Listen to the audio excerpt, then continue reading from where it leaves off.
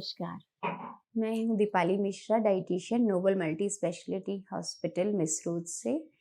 आज का मेरा टॉपिक है प्रेगनेंसी के बाद, डिलीवरी के बाद जब हमारा महिला का लैक्टेशन पीरियड चल रहा होता है, तब हमारा डाइट किस प्रकार से होना चाहिए। मैं सबसे पहले तो इस चीज़ को दूर करना चाहूँगी, इस भ्रांति को या मिथ को दूर करना चाहूँगी कि अक्सर लोगों से मुझे कहते सुना है, मेरे मतलब 18 साल के करियर में कई लोग आके मुझसे बोलते हैं कि मैडम हमने दाल खाई थी और बच्चे का पेट फूल गया, या हमने ये चीज़ खाया था तो वो बच्चे को नुकसान कर गया, या हमने हरी भाजी खाई थी तो बच्चे ने हरी मोशन किया, या हरी रंग का उसको लेट्रिन हुआ।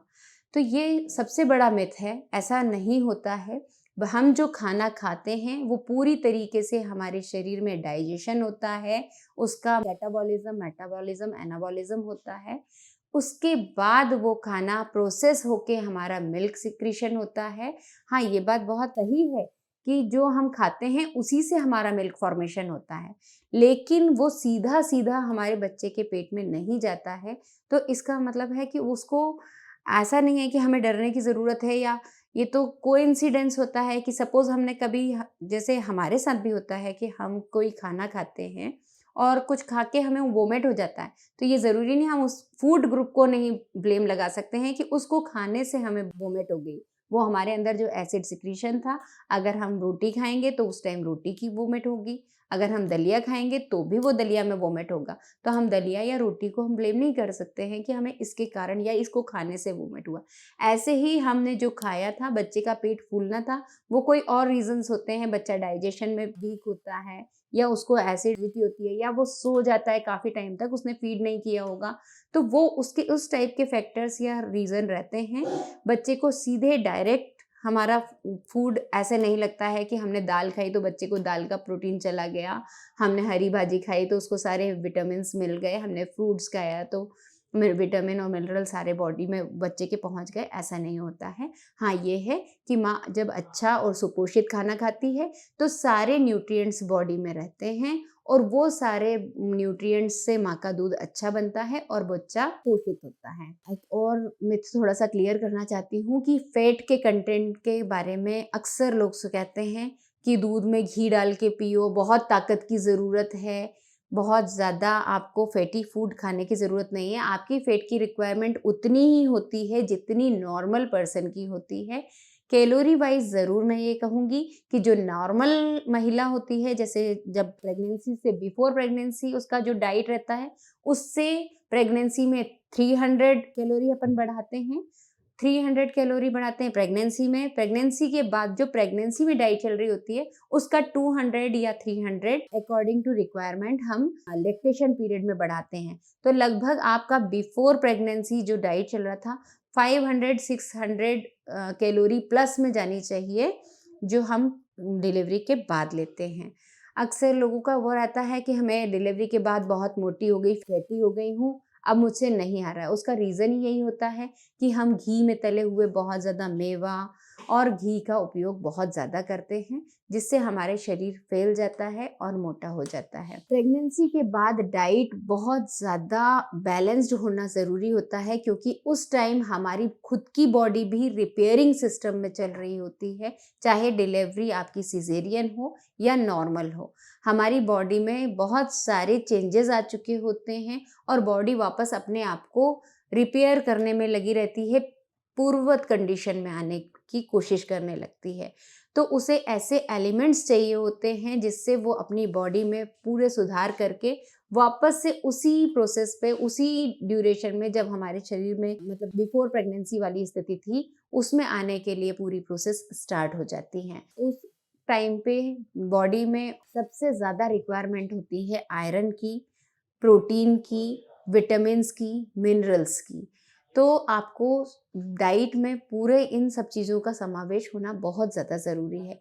कई लोग हरी भाजी खाना बंद कर देते हैं, बच्चे को लूज़ मोशन होंगे, बच्चे को प्रॉब्लम होगा, वो सिर्फ ड्राई फ्रूट्स और फ्रूट्स पे ही रहते हैं। कई लोग मैंने यहाँ पे भी देखा है हॉस्पिटल में कि सिर्फ दलिया और ड्राई फ्रूट्स का जो हरीरा बनता है, उस पे ही बेस्ड रहते हैं कि नहीं 3 दिन आपको यही खाना है। बिल्कुल ऐसा नहीं करना चाहिए। 3 दिन जो माँ का दूध निकलता है कोलेस्ट्रम, वो बहुत इम्पोर्टेंट होता है, उसमें कंप्लीट फूड जाना ज़रूरी है। मैं ये नहीं कहती कि आप ड्राई फ्रूट्स ना लें, मैं ये नहीं कहती कि आप घी बिल्कुल बंद कर दें। आप जितना रिक्वायरमेंट है बॉडी की रिक्वायरमेंट के अकॉर्डिंग 25 टू 30 ml आपको घी का रिक्वायरमेंट होता है पर डे, उतना ही घी आपकी बॉडी के लिए उस टाइम भी सफिशिएंट होता है। बस आपको रिक्वायरमेंट होता है एक अच्छा हेल्दी फूड का। एक और मैं मिथ ज़रूर दूर करना चाहूँगी कि लोग फ्रूट्स खाना छोड़ देते हैं कि बेबी अभी छोटा है तो उसे सर्दी हो जाएगी। ये भी उसी से जुड़ा हुआ है कि हम फल खाएँगे तो वैसे की वैसे ही जो फल है वो बच्चे के पेट में जाएगा माँ के दूध के थ्रू और बच्चे को ज़ुकाम हो जाएगा। ऐसा नहीं होता है। कोई भी फ्रूट ग्रुप भी हम अगर बॉडी में खाते हैं तो वो हमारे शरीर में पूरी तरीके से डाइजेस्ट होके पूरी तरीके से वापस से माइक्रो न्यूट्रिएंट्स में कन्वर्ट होके फिर ही बच्चे के शरीर में जाता है। माँ के थाली में हरी पत्तेदार सब्जी, दाल, सब्जी, चावल सब होना बहुत ज़्यादा ज़रूरी है। एक कंप्लीट न्यूट्रिशन की डाइट होना बहुत ज़्यादा ज़रूरी है, जिससे उसे पूरी तरीके से खाना का अवशोषण हो सके और उसका दूध पूरी तरीके से पोषक तत्वों से भरा हो, जो बच्चा ग्रहण कर सके। कई माएँ ऐसा भी करती हैं कि वो फूड स्किप करने लगती हैं, ड्राई फ्रूट्स ले लेती हैं और खाना स्किप कर लेती हैं कि मैं मोटी हो जाऊँगी। कई माएँ बिल्कुल भी व्यायाम नहीं करती हैं कि नहीं डिलीवरी के बाद हमें टोटल सवा महीना रेस्ट करना चाहिए। तो ऐसा नहीं है। प्रेगनेंसी के बाद हल्का व्यायाम बहुत ज़्यादा ज़रूरी होता है। जब आप व्यायाम करेंगी तो आपका खाना अच्छी तरीके से पचेगा, डाइजेशन भी होगा, एब्सॉर्प्शन भी होगा और आपको बेहतर रिजल्ट देगा बजाय रेस्ट के। प्रेगनेंसी कोई रोग नहीं है, किसी डिसीज से हम मुक्त नहीं हुए हैं। प्रेगनेंसी एक शरीर की अवस्था है।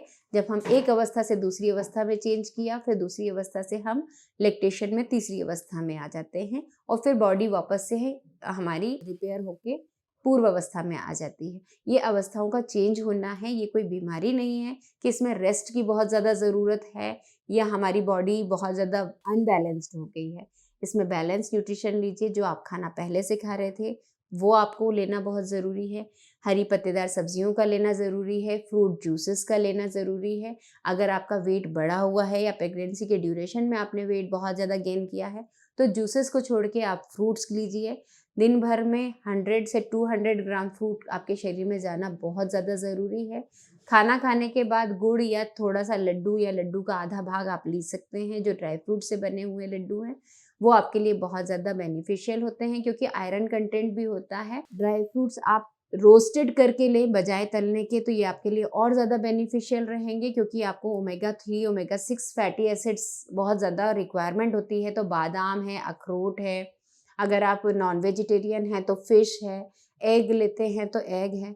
ये चीज़ें आपकी बॉडी के लिए बहुत ज़्यादा सूदिंग के लिए, आपकी रिकवरी के लिए बहुत ज़्यादा हेल्पफुल रहती हैं, तो आपको डाइट में इनका समावेश करना चाहिए। मूँगफली के दाने भी आप भिगो के उनको अंकुरित करके ले सकते हैं, वो आपके लिए ज़्यादा बेनिफिशियल हो जाएंगे बजाय काजू या इस तरह की कॉम्प्लेक्स फैट लेने के, क्योंकि ये बॉडी में जाके जब जम जाते हैं तो फिर इनको रिड्यूस कर पाना, वापस से अपने बॉडी को वापस से शेप में ला पाना बहुत ज़्यादा कठिन होता है। अगर आपको मेरा ये वीडियो पसंद आया है तो कृपया लाइक कीजिए, मेरे चैनल को सब्सक्राइब कीजिए। धन्यवाद।